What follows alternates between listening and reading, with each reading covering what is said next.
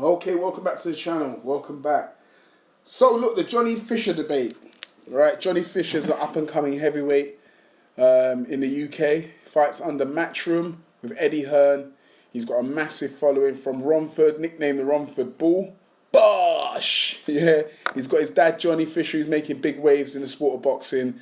Turkey Al Sheikh has noticed Big John Fisher and is interested to have a chat with him. So like John Fisher is it's kind of like a celebrity father, a bit like John Fury and the rest of the dads, Stan Dubois, stuff like that. You know, I like the whole dynamics with the fathers being involved within the fighter's career. You know, obviously we get some overbearing fathers like John, right? But you know, he still creates news, he creates content for the rest of us to make content on him. He might be a bit of a tool, but he gives us a bit of a laugh every now and again. Right? So Johnny Fisher went 10 rounds with Dave Allen. Listen, I should have been a bit more vocal about this one because I kind of felt myself, give a shout out to Elijah Fenn. Me and him had an extensive conversation yesterday on the whole card. I felt that Dave Allen was a slight step too far for Johnny Fisher. Right? And I know you're not going to be saying, well, why is that? Because Johnny Fisher doesn't have... Hang on a second, I've just got to turn off my dehumidifier. Listen, those of you who don't have a dehumidifier living in the UK, bro, you don't know what's going on. Every household needs a dehumidifier. But anyway, enough said. Right, it should switch off in a minute. It's a bit automatic.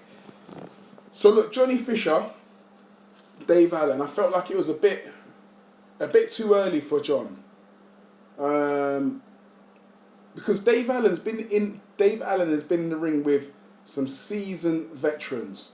I'm talking Luis King Kong Ortiz, Dylan White, David Price, Tony Yoka. He's been in there with quite a few top heavyweights, right? Guys that have been in and around the top 10 and stuff like that. So he's felt what these guys have got to offer. He's felt the power. He's seen the trickery. You know, he's seen the different switching in styles, the different looks, right? He's obviously been sparring, been around a lot of the decent heavyweights, even probably in sparring and stuff like that. Johnny Fisher's very green, extremely green. He hasn't beaten anyone of notoriety. His best win is Alan Babbage. No disrespect to Babbage, but you know, Babbage is not a top 10 heavyweight or a top 10 what he was heavyweight at that time, but top 10 what is that Bridgerweight, whatever it may be.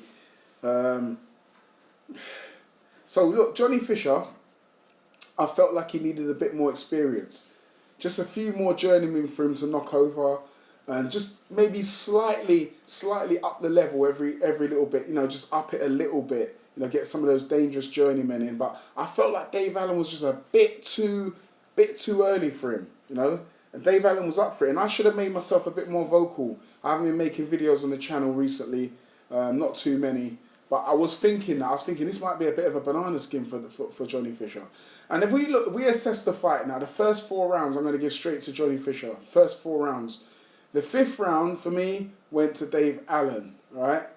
Obviously he dropped him, and you know, he looked bad on his feet. Johnny looked bad on his feet. Looked like he didn't really have much of a clue in there. But look, I'm not going to shit on Johnny Fisher at all, right? Because he showed great heart in there. A lot of heart in there, and also a chin. That's what you need. Two of the things that Johnny Fisher showed, right, in that fight was heart, determination, and he had a dog in him as well. So I can say 3, all right? Heart, determination, and that dog, and those are the 3: heart, determination, dog, and a chin. So let's just say 4 things, yeah. These 4 things that you need as a boxer in any division. You need heart, determination, you need that grit, that dog, and you need to have that chin as well. So those are the things that Johnny possesses. So it's not all bad.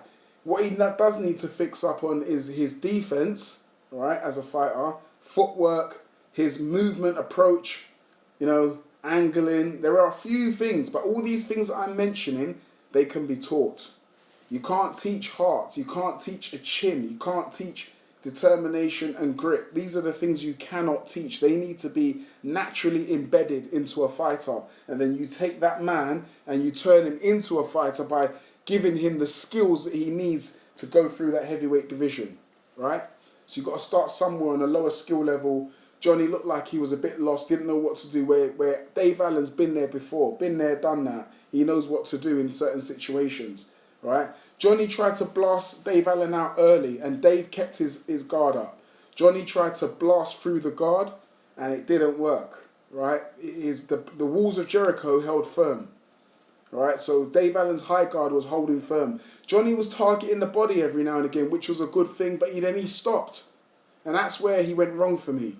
If he couldn't break the guard, and you know the high guard was up very often, he's got to start targeting the body. I know at first it seems like nothing's going on, but you know those body shots pay dividends for the later rounds. And Johnny didn't invest in the body. He started off on the body and didn't invest in it, and eventually he found that he had a hard night with Dave Allen. And look, they're saying robbery on the cards. I think it was a close fight. I'm not going to say robbery, but I think it was a close fight. But I'm not going to say robbery. But I'm going to say Dave Allen won that fight for me, right? Dave Allen won that. Clearly, for me, he won the fight, right?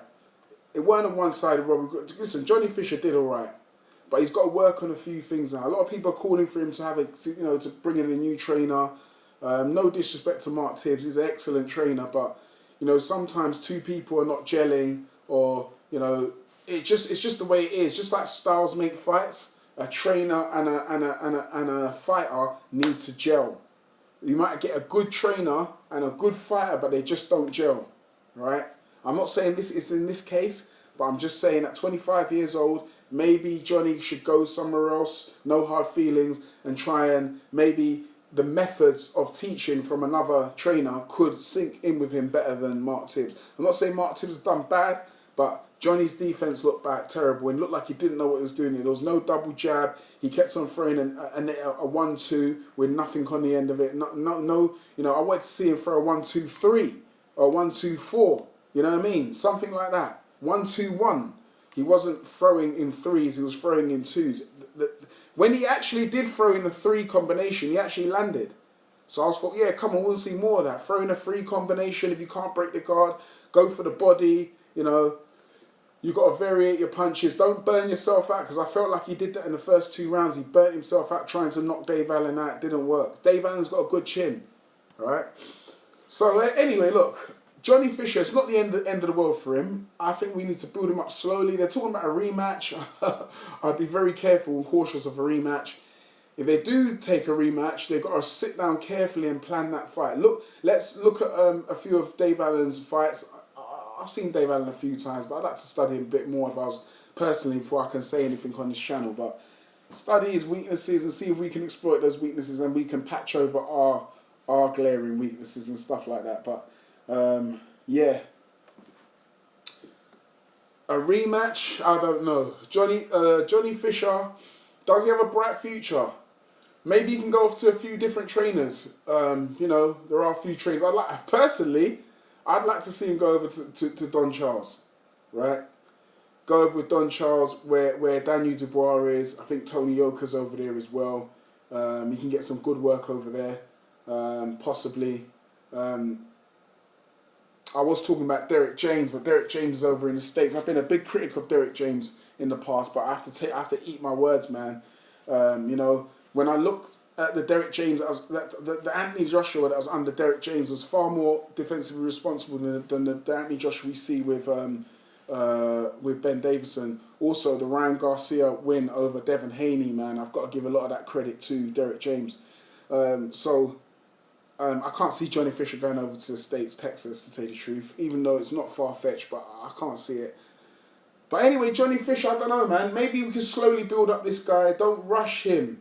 That's all I'm going to say. We've got these guys at Adelaide, Wardley, Clark, Atuma, looking fantastic.